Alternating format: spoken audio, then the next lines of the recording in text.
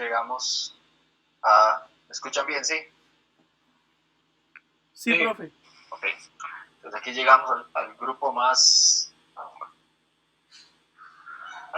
diverso de todos, que es el grupo de los natos tomados. Cuando hablamos de los natos tomados, estamos hablando de los mandibulados. El grupo de los mandibulados surge a partir de una serie de transformaciones que hubo de los arcos branquiales. Entonces, en el esquemita pasaron de ser básicamente agnatos, como lo eran digamos, algo así como un predecesor de las lampreas, o algo parecido a una lamprea muy, muy antigua, que pasó de tener tenía, digamos, una boca, pero esta boca no tenía mandíbulas, ¿verdad? Entonces, los arcos branquiales, ¿verdad? Las hendiduras branquiales, hubo una migración de las hendiduras branquiales y una adaptación de las hendiduras branquiales a través del tiempo hasta llegar a formar las mandíbulas. Entonces, las mandíbulas se formaron a partir de la modificación del primero y segundo arco branquial. ¿Ok? Ahora, esto es un poco difícil de entender y de digerir, porque nosotros estamos acostumbrados a escalas de tiempo de cuánto vive el ser humano, 75 años, 80 años, tiempos extra para arriba de los 80, a partir de ahí ya está en tiempos extra. Entonces, y lo sé porque todos mis abuelos han fallecido. Entonces, nosotros estamos acostumbrados a una escala de tiempo tan corta que cuando nos hablan de millones de años no entendemos la escala y la cantidad de generaciones que han sucedido y la cantidad de cambios uno tras otro, acumulándose de a poquitos. Esto no es un proceso que se dio en 3 meses, como está ahí en ese esquemita, en esa imagen. Jamás, esto es un proceso que duró millones de años en suceder a través de pequeñas modificaciones de cada uno de los organismos y el cambio acumulado sobre la especie, cómo se fueron dando también cambios genéticos sobre esto. Y dígame. Eso por la necesidad de triturar el alimento. Esto por la necesidad, sucedió por necesidad. Eso es un término muy...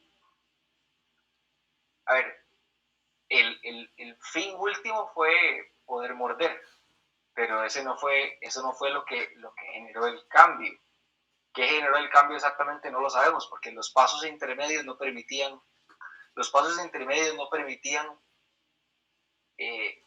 una articulación y poder morder como tal, ¿verdad? Los pasos intermedios eran nada más que el hueso empezó a moverse, tal vez tenía alguna ventaja a nivel de respiración, o sea, es una ruleta rusa de posibilidades de que este sirvió por aquí, este sirvió para esto, este sirvió para esto, y al final cada uno de los cambios fue sumando, hasta llegar a lo que tenemos actualmente, que son nuestras mandíbulas actuales. Entonces, gracias a que esos peces empezaron a pasar por ese proceso de cambio, yo les puedo hablar a ustedes y podemos tener la cultura que tenemos basada en el lenguaje, la forma en la que lo entendemos. Entonces, las mandíbulas de nuevo se originaron a partir de la modificación de los arcos branquiales. Además, aparecen en los datos tomados una serie de estructuras de extremidades pareadas. O sea, recuerden que en los animales que estaban más hacia atrás no hay aletas pares, ¿sí? Vean que estaban solo las aletas de la línea media. ¿Sí? Y las lampreas tienen un plieguecillo a nivel dorsal y tienen un plieguecillo a nivel anal también, pero hasta ahí. En el caso de los cefalocordados hay un pliegue ahí de piel, pero no es la gran cosa. Y aquí Entonces, también en las lampreas es lo mismo, ¿verdad? Las lampreas tienen dos aletas, estas dos aletas dorsales y una aleta caudal, ahí muy humildemente desarrollada. Realmente en los natostomados tenemos la aparición de las extremidades pareadas, o sea, no solo se desarrollaron las mandíbulas ahí, sino que empezó a desarrollarse el plano corporal de los peces, con el que finalmente tenemos el plano corporal nuestro, o sea, tenemos extremidades pareadas, tenemos dos piernas, tenemos dos brazos, dos extremidades anteriores y dos extremidades posteriores, sumados, en el caso de los datos tomados, a las aletas medias que ya de por sí venían como línea evolutiva. ¿Qué es el notocordio? El notocordio es la notocuerda. Entonces, todavía la notocuerda o el notocordio está ahí. Sin embargo, como les decía, en algunos grupos está y en otros no está. Entonces aquí es donde, como es un grupo tan gigante en términos de diversidad, aquí es donde se dan buena cantidad de las excepciones, están todavía. Las vamos a ver aquí. Ya hay 3 canales semicirculares, que era lo que les decía, lo que les permite detectar aceleración lineal, aceleración lateral y aceleración angular. Y tenemos, existen 27.800 y resto de peces mandibulados de 33.000 y resto, aunque este número está desactualizado, pero anda más o menos por ahí. O sea, a lo que apunta el número es una vasta cantidad de los peces son mandibulados. Entonces, aparecen las mandíbulas, y con las mandíbulas, ¿qué sucede? Pasaron de ser animales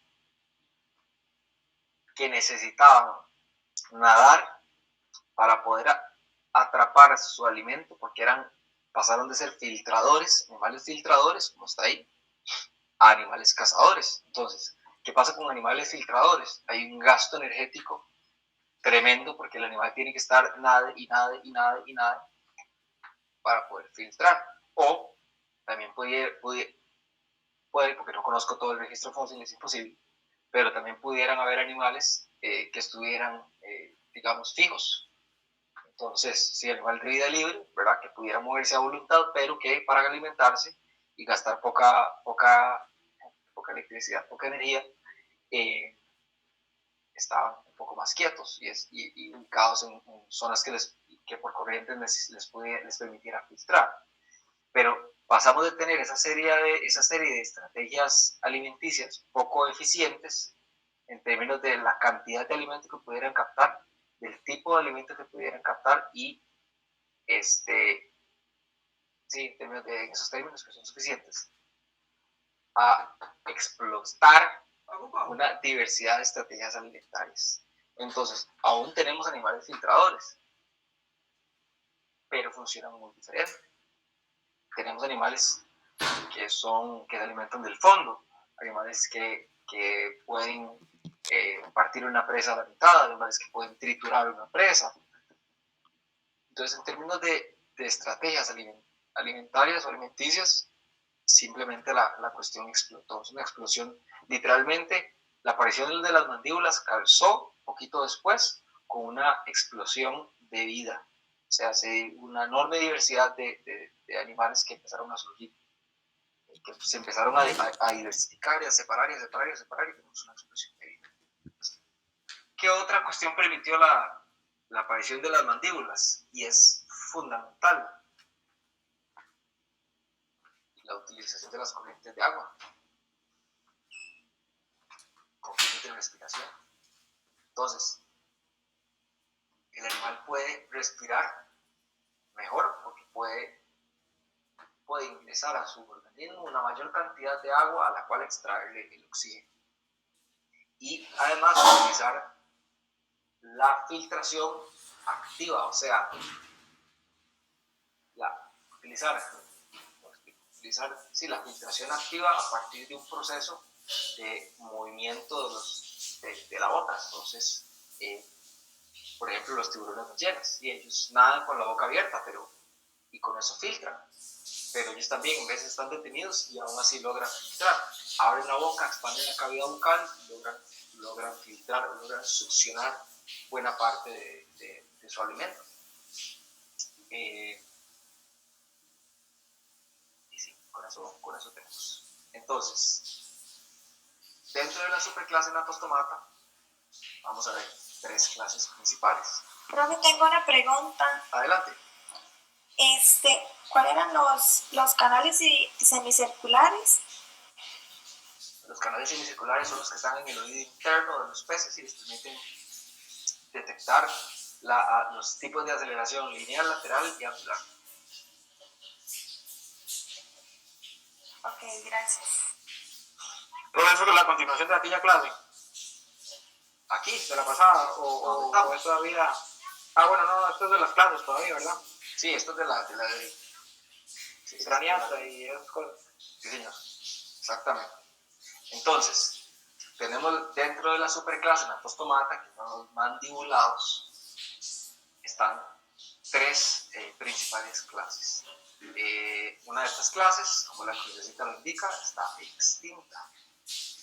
Y se supone que a partir de del grupo de los placodermos, ya los condrictis eran relativamente contemporáneos con los placodermos, pero los osteictios aparecieron después en la escala evolutiva.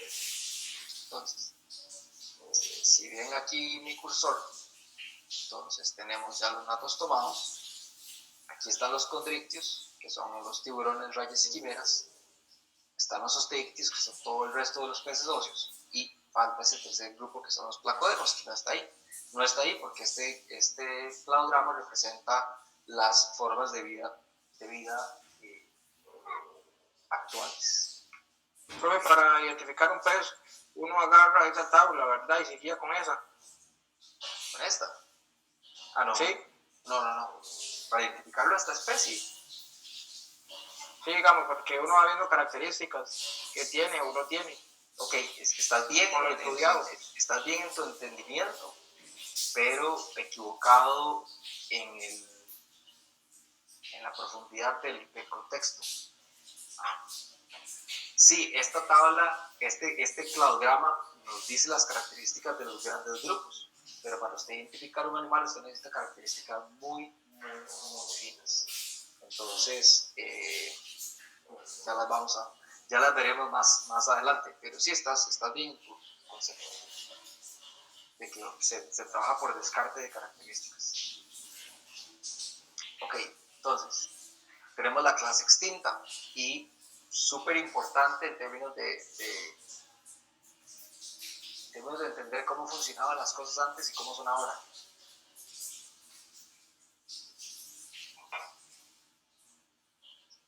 La mayoría de estos organismos de los placodermos eran marinos. Cuando aquí puse la mayoría, no recuerdo si eran en realidad todos, pero dejémoslo en mayoría para no hacer enredos. Sí eran en su mayoría animales bentónicos, muy cercanos, digamos que habitaban en el fondo o muy cercanos al fondo, y de cuerpos de tipo deprimido. Si recuerdan las formas corporales que la vimos en la clase anterior, ¿cuál era el tipo de cuerpo deprimido?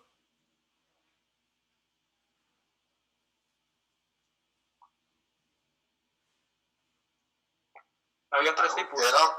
Que eran flacos para arriba, profe, así como. Eran flacos para arriba.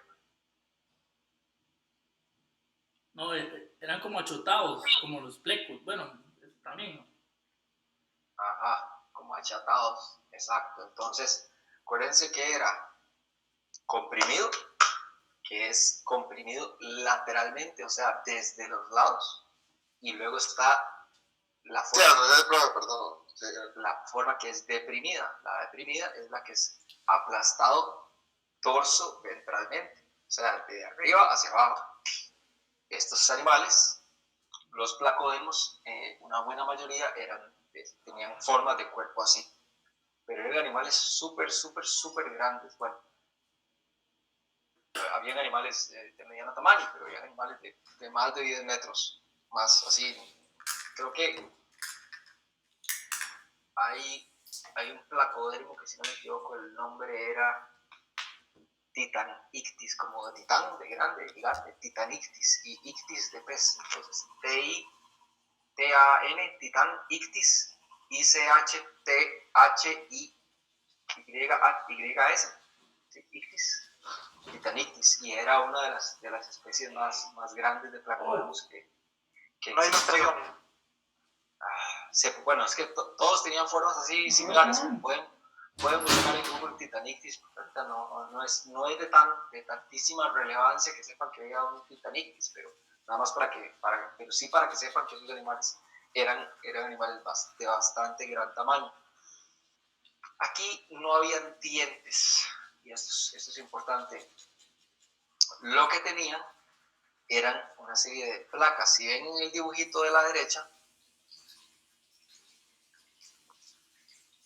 estos animales no tenían dientes. Parece que tienen dientes, que tienen esas cuchillas, pero en realidad estas cuchillas son formadas a partir de la serie de placas óseas que recubren la parte anterior del animal. Y si no me falla la memoria, creo que ya en placodermos había fertilización interna, porque hace poco había leído un artículo o un libro, no recuerdo qué fue un libro, donde venía información de que los placodermos son el grupo de peces extintos más antiguos jamás encontrado que presenta pruebas de que había fertilización interna, porque ¿cuál es la única forma? Había fertilización interna porque había desarrollo interno. Entonces, solo hay una forma a través de la cual uno puede lograr desarrollo interno, y es a través de la fertilización interna. O sea, los peces inventaron el sexo a como ustedes y yo lo conocemos, con fertilización interna, y eso es una vara, es descubrir una vara tan loca, tan chiva, de que fueron los peces los primeros que desarrollaron este tipo de estrategia reproductiva, porque al final la fertilización interna termina siendo un tipo de cuidado paternal, porque no estás dejando a tu progenie ahí a su suerte, sino que te cargo dentro para cuidarte hasta que esté suficientemente desarrollado para valerte por sí mismo. Por supuesto, esto tiene toda una serie de excepciones, como el caso del ser humano. Nosotros nacemos y nuestras mamases y papaces, o tíos o tías, o quien sea que nos haya criado, nos tienen que cargar porque somos absurdamente indefensos. Nos tienen que cuidar por lo menos como por 18 años hasta que tengamos suficiente capacidad para andar por el mundo, y eso se debe a nuestra gran capacidad cognitiva. Nuestro cerebro dura mucho tiempo en una compu vieja, dura mucho tiempo en iniciarse, y ahí va cargando. Como es un sistema tan requete complejo, necesitamos demasiado tiempo, y por eso es que nosotros duramos tanto tiempo en desarrollarnos. Pero al final la estrategia era esa, cuidado paternal. ¿Okay? Entonces, de vuelta a los placodermos, todos están extintos. Sí, no sé si desgraciadamente o por dicha, creo que por dicha, porque salimos hasta cierto punto a partir de ahí. Llegamos a la otra clase, los condrictios. ¿Quiénes son los condrictios? Son los peces, todos los peces que son de esqueleto cartilaginoso. ¿Qué entendemos por peces de esqueleto cartilaginoso? Son todos los tiburones, la imagen de la izquierda, las rayas, la imagen del centro, y las quimeras, que las quimeras son una creación un poco extraña que andan por ahí, particularmente en el fondo del mar, y que tienen una serie de características ahí intermedias, solo para ver si está así. Ok, entonces, tienen dimorfismo sexual. Entonces, aquí hay fecundación interna, y en la imagen de la derecha, donde están esos vientres de tiburón, podemos ver que en el circulito rojo, ahí tenemos, eso es el equivalente a unos penes muy antiguos. Entonces, esos penes que están ahí, el equivalente a penes, se llaman mixopterigios, que ese es el nombre, mixopterigios o claspers, y son los encargados de realizar la fecundación interna en el grupo de los tiburones y en el grupo de los tiburones, en el grupo de las rayas y en el grupo de las quimeras. O sea, en sí, en Condrictius, la fertilización interna se da por medio de los claspers o de los mesoterillos. ¿Okay? Eso es importante que quede claro. ¿Qué distinción tienen también? Las aletas, es que esto que viene aquí lo tuvimos que haber visto en el laboratorio anterior, pero bueno, como no hubo peces, desgraciadamente. Pero bueno, ya veremos cómo lo acoplamos, pero no importa. Las aletas, los elementos de soporte de las aletas son radios ceratotricos. Los radios ceratotricos son radios que son exclusivos del grupo de los tiburones, de los condrictios, que son rígidos, o sea, poco flexibles, pues, y no son segmentados. ¿Okay? Usted nada más ve como una varillita. No se ven las subdivisiones de los radios, y eso también es importante que ustedes lo sepan. De forma general tienen entre 5 y 7 aberturas branquiales. Hay especies de tiburón, hay familias de tiburón, hay órdenes de tiburón que tienen 5 aberturas branquiales, hay órdenes de tiburón que tienen 6 o 7 aberturas branquiales. Tipo de escamas, habíamos visto el esquema de las escamas la semana pasada, y el tipo de escamas de este grupo de los condrictios son escamas placoideas. ¿Okay? La aleta caudal es de tipo heterocerca. Entonces, la subclase, tenemos clase Condrictius, seguimos un nivel más de fineza, y llegamos a la subclase Holocéphali. ¿Cuáles son los organismos de la subclase Holocéphali? Son los llamados quimeras. ¿Okay? Las quimeras son los holocéphali. Y estos animales tienen una serie de características ahí un poco particulares. Por ejemplo, en el caso de los tiburones, tenemos, pero vamos a ver una foto de un tiburón, está más adelante. Vean aquí, por ejemplo, esta imagen de arriba a la derecha, ven que tiene 1, 2, 3, 4, 5 y 6. ¿Okay? Tienen las aberturas branquiales y son súper evidentes. Pero no están las quimeras. Y las quimeras no están. ¿Okay? Entonces, eso es una particularidad de las quimeras. Las aberturas branquiales que tienen están cubiertas por una membranita. ¿Okay? No están expuestas, no se ven todas, sino que están ahí tapaditas. No tienen cloaca las quimeras. Recuerden que, y estoy bastante seguro que se lo dije la semana pasada, el grupo de los condrictios, el grupo de las rayas y de los tiburones, que se llama elasmobranqui, que ya lo veremos aquí, las elasmobranqui, pero el grupo de los elasmobranqui tiene cloaca, mientras que Holocéphali no tiene cloaca. Esto quiere decir que tiene aberturas urogenitales y anales separadas. La cloaca es esta cavidad en la que desembocan los productos sexuales, bueno, a la que abren los órganos sexuales, mentira, y en donde desemboca el sistema digestivo. En Holocéphali eso no existe, están separadas. Hay una abertura urogenital y hay una abertura anal. ¿Okay?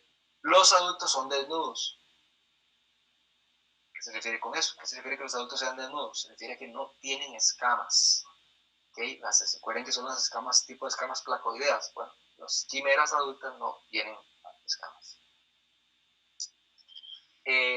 Esto es curioso porque no tienen estómago. ¿Okay? No tienen estómago, tampoco tienen costillas que les protejan. O sea, antes de llegar a la edad adulta, tienen, sí. Pero ya luego no. No tienen. Ah, ok. Es un sistema digestivo muy sencillo. Aquí hay una cuestión bastante interesante que la veremos mañana lo veremos mañana en el laboratorio.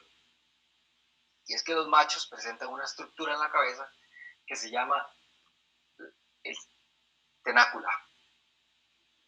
Y el tenácula no sabemos exactamente cómo tiene función reproductiva. Entonces, aquí no puse una imagen del tenáculo. Pero el tenáculo es básicamente como un tentaculillo que tienen en la frente, y este tentaculillo tiene función reproductiva. Entonces, y no sabemos exactamente cómo funciona, porque son animales que viven en las superprofundidades, bueno, en las profundidades, y que cuesta mucho investigar, que viven en las profundidades. Entonces no tenemos idea cómo es el ritual de apareamiento de estas especies y cómo exactamente utilizan el tenáculo. ¿Para qué lo utilizan? No tenemos ni idea. Sabemos que tiene función reproductiva, pero está ahí. Y tienen, eso es muy importante, en el caso de los tiburones comunes y silvestres, de la subclase de las Lasmobranchi, tienen, y las rayas también, tienen este par de claspers. ¿Okay? Las quimeras tienen 4 claspers. Entonces tienen 2 claspers pélvicos y 2 claspers prepélvicos. Siempre los machos. Sí, señor. Solo están en los machos. Estas estructuras reproductivas solo están en los machos. Y hay más o menos hay 3 especies con más o menos, 3 familias, perdón, con más o menos 50 especies. Entonces, estoy intentando acordarme las familias de las quimeras.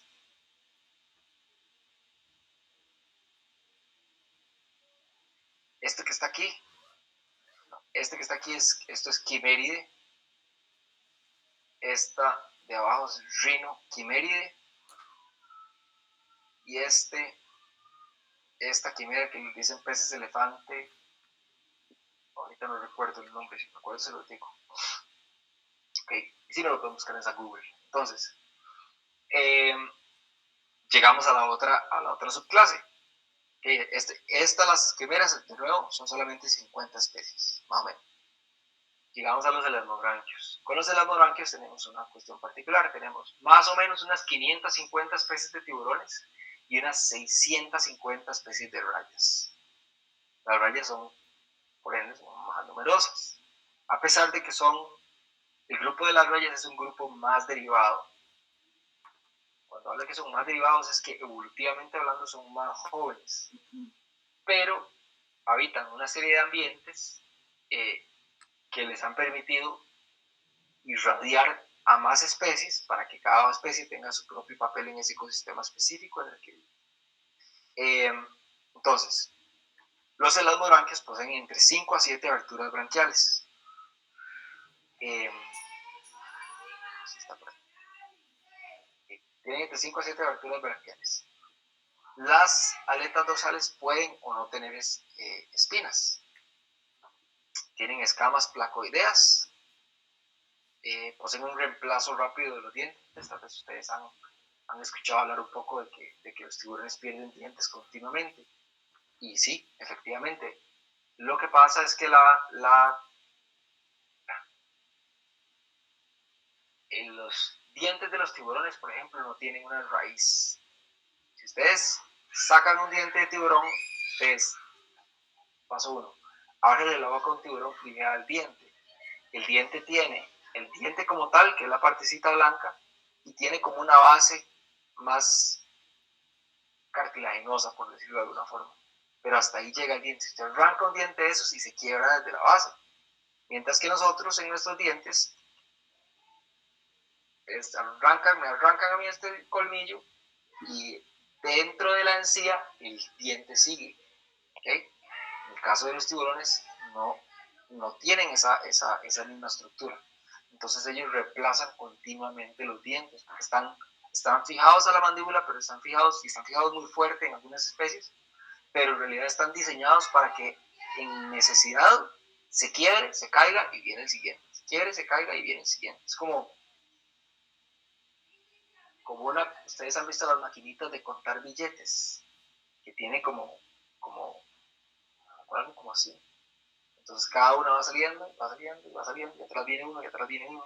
Son filas y filas continuas de dientes. Obviamente no es que están todos hechos y que el tiburón nada más los pierde y ya pone los que están repuestos. Esto hay que generar, ¿verdad? Pero en las filas que vienen de atrás hacia adelante, porque las filas están guardadas, entonces están aquí, pierde uno, sigue, pierde otro, sigue, pierde otro, sigue, pierde otro, sigue, pierde otro, sigue. Y así, están de adentro hacia afuera. ¿Okay? Y ahí los van perdiendo. Entonces, por eso es que tienen un reemplazo rápido de los dientes.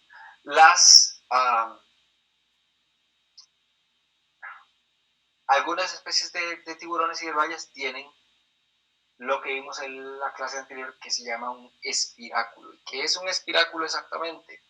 Un espiráculo es una abertura que está en la parte de atrás del ojo usualmente, que permite el bombeo de agua del exterior hacia las branquias de forma interna. Entonces, esto quiere decir que los tiburones que tienen espiráculo no hace falta, y cuando digo no hace falta es una escala de grises, o sea, no hace falta tanto, o hace falta en cierta proporción, que abran la boca para respirar continuamente, sino que él básicamente succiona agua y la pasa a las branquias, y la pasa a las branquias, y la pasa a las branquias, y así extrae el oxígeno. No todos los tiburones lo tienen, solo algunas especies de tiburones lo tienen. ¿Cuáles especies de tiburones lo tienen? Las especies de tiburones que lo tienen son las que están usualmente asociadas al fondo. Los tiburones nodriza, por ejemplo, las tienen, las que le llaman las gatas marinas. Las gatas marinas tienen un espiráculo muy bien desarrollado. Este tiburón que está aquí en esta foto, el de arriba, por supuesto, eso es un Pterodontid de la familia, pero ahorita no recuerdo el nombre en español. Sí, no me suena. Este tiburón que ahorita particularmente así como pegado al fondo, este también tiene el espiráculo bien desarrollado, pero un tiburón de aguas abiertas, como por ejemplo un tiburón martillo, que van hasta la isla del Coco y regresan y así, esos tiburones no tienen espiráculo.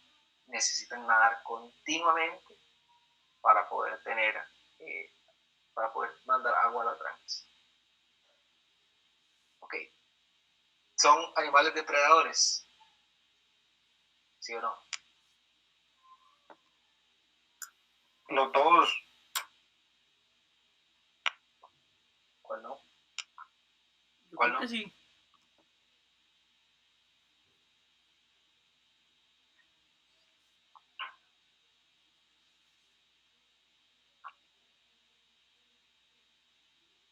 ¿Aló? Yo creo que sí, profe. Que sí. Bueno, pues tenía razón su otro compañero en decir que no todos. Él no me dijo exactamente cuál. El tema es... Algunas mantarrayas creo que no son depredadores. Ok. Sí, hay rayas que son filtradores. Yo estaba hablando específicamente de los tiburones, pero bueno, no importa. Tiene razón usted. Las rayas son una buena cantidad. No estoy bateando, no estoy bateando, pero estoy diciendo algo que no está correcto. Hay un grupo de rayas, las que le conocen como las rayas gigantes, por ejemplo, las que le dicen rayas diablo, las móbulas. Las móbulas son, por ejemplo, filtradoras, esas no cazan activamente el alimento o no esperan a que llegue su alimento y lo emboscan. Pero hay tiburones que como tiburones, no como rayas, sino como tiburones,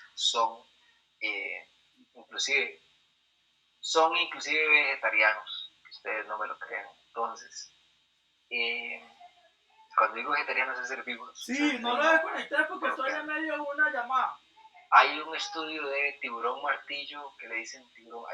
La familia de los tiburones martillo es una familia que tiene, no es tan grande, o sea, tiene tal vez puede andar como por unas 8 especies, sí, menos de 10. Y hay una especie de tiburón martillo, que es el tiburón martillo, que le dicen cabeza de pala, Sphyrna corona, si no me equivoco, es el nombre científico. Sphyrna corona se alimenta, por ejemplo, de pasto marino. No, el 100% de su dieta no es pasto marino, pero una buena cantidad de su dieta es pasto marino. Y eso es algo que no se tenía ni idea que podía suceder, particularmente con el grupo de los tiburones, que son bien mal conocidos por ser asesinos a sangre fría. Y eso no es la verdad. Entonces, el cerebro de los tiburones está está particularmente de las rayas, está armado o construido sobre varios, varios.